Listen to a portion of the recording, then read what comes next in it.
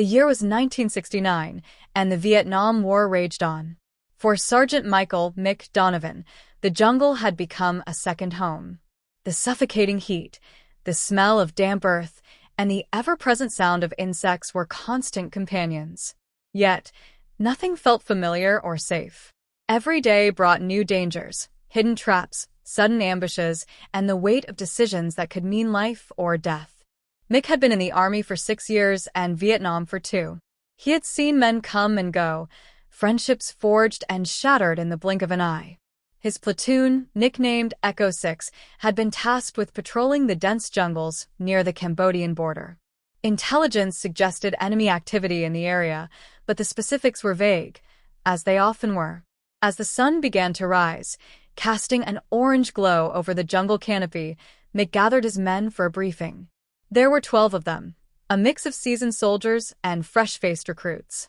Among them was Private Jimmy Carson, barely 18 and straight out of basic training. Mick saw something of his younger self in Jimmy, eager, determined, but completely unprepared for the horrors of war.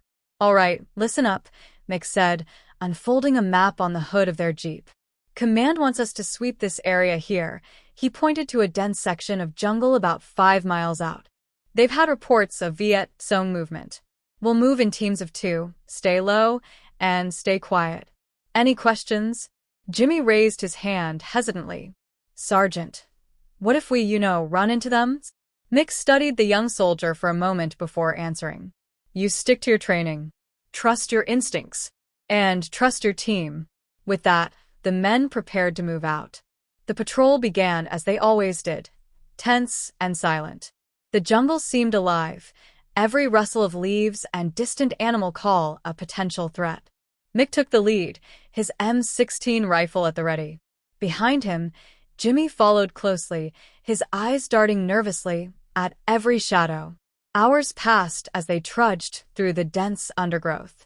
The weight of their gear, combined with the oppressive heat, made every step feel like a battle. They reached a small clearing and paused to regroup. Mick scanned the area, his instincts tingling.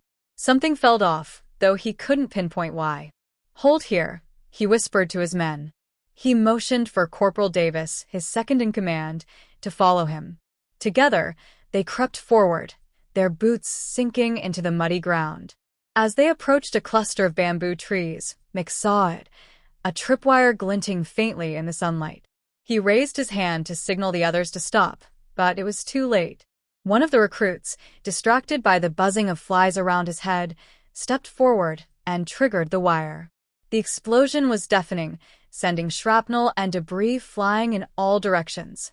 Mick was thrown to the ground, his ears ringing, his vision blurred.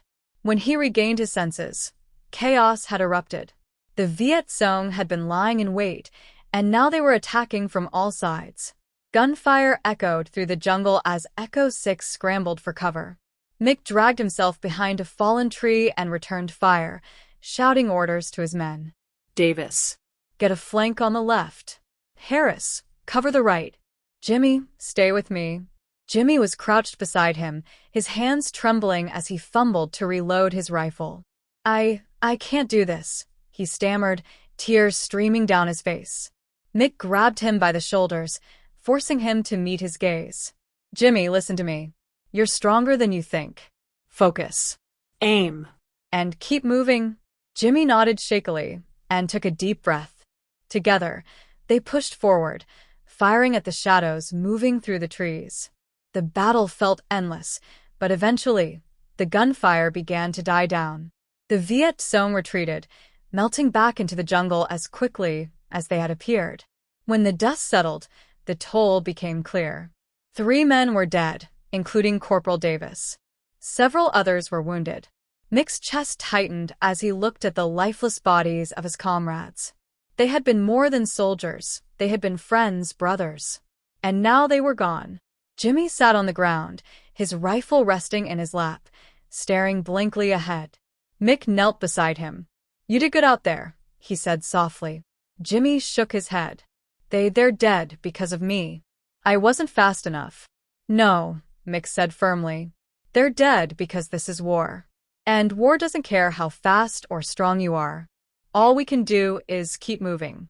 For them, the survivors of Echo 6 gathered their fallen comrades and began the somber journey back to base. The mood was heavy, the silence broken only by the occasional crackle of the radio or the rustle of leaves. Mick walked at the front, his expression stoic, but his mind racing. He had seen too many patrols end this way, too many young lives cut short. And yet, he knew they would go out again tomorrow, and the day after that, because that was their duty. When they reached the base, the medics took over, tending to the wounded and preparing the dead for transport.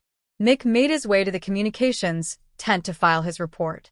As he spoke into the radio, recounting the details of the ambush, he felt a wave of exhaustion wash over him. But there was no time to rest. The war wasn't over. That night, Mick sat outside his tent, staring at the stars. The jungle was quiet now, but the memories of the day lingered. He thought about Davis, about the recruits who had barely had a chance to live, about Jimmy and the weight the young soldier now carried. Mick reached into his pocket and pulled out a small notebook. Inside were letters he had written to his wife and daughter back home in Iowa. He hadn't sent them yet. There never seemed to be a good time. But tonight he decided he would. He picked up his pen and began to write. "Dear Sarah," he began. "Today was a hard day. We lost some good men. I'm not sure how many more of these days I can take. But I keep going because I have to. Because I want to come home to you and Emma. I want to see her grow up, to be there for her first steps, her first words. I want to live in a world where she doesn't have to know what war feels like." As he wrote, the weight on his chest seemed to lift, if only slightly.